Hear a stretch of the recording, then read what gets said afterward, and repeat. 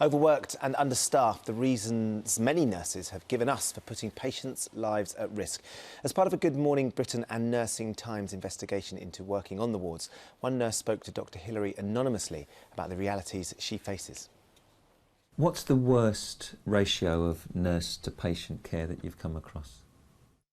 I've been on duty where there's been one nurse to 14 patients, elderly patients who are totally dependent on you for their care needs. I can't do a proper job. That's not nursing. You've devoted your entire life to nursing. Would you do it again? No. We're joined now by the editor of Nursing Times, Jenny Middleton, who helped us with our investigation, and Dean Weeks, who has experienced what care is like in an overstretched ward. Thank you for joining us both this morning. And Nadine, let's come to you first. It was your mum who was the patient in hospital. What was the care like that she received? Not great, to be honest. I found that the level of care that she received, considering the severity of what had happened to her, wasn't of a good standard. You know, she was left in a room where no one could look after her. Basic things like her teeth weren't being cleaned. You know, just general. You know, and one day we were. She couldn't feed herself, so they would put the tray on the table and then just walk off and leave her.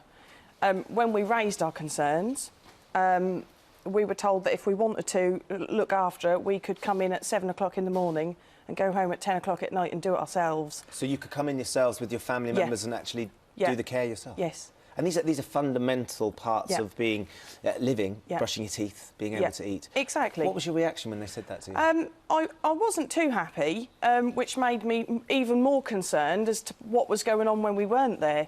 But we're quite lucky that we have quite a lot of family members. So, you know, my mum's got 5 brothers and sisters, so they were always up there all the time to aid in looking after her. What was the nurse's reaction? Did they understand your concerns and you know, where do you feel the responsibility lies? I wouldn't say that they understood where I was coming from. They have got a job to do and they haven't got the time to do that job.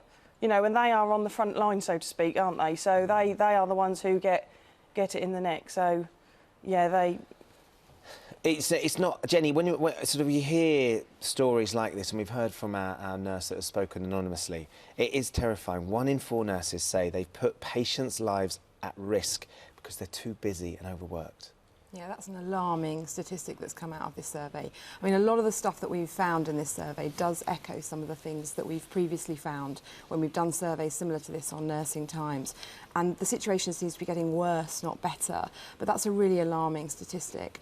But what I would like to say is that I think the vast majority of nurses do a fantastic job. And, you know, as Nadine has been saying, they go into work, they go into this profession to do a really great job. But what's preventing them from doing that is just not having enough nurses. They don't not care, they don't not have compassion. They just don't have enough time and enough of them to provide the sort of care that Nadine and her family should have been receiving. The Department of Health has said we're investing £100 million in technology that will help nurses free up time to care, and the latest staff survey showed that this year more staff would want friends and relatives to be treated where they work. It points the steps are being made in the right direction, but what else would you like to see happening? Well, technology is great, and it's brilliant that we're getting that huge, you know, sum of money to support nurses and enable them to do a better job. But what that doesn't do is have more nurses on a ward, for example, in the situation that Dean had, who are able to, you know, brush the teeth of a patient, brush their hair, observe when a patient might be deteriorating and see whether they need more help and support. So, yes, it reduces bureaucracy, which is one of the things that our survey found was a big issue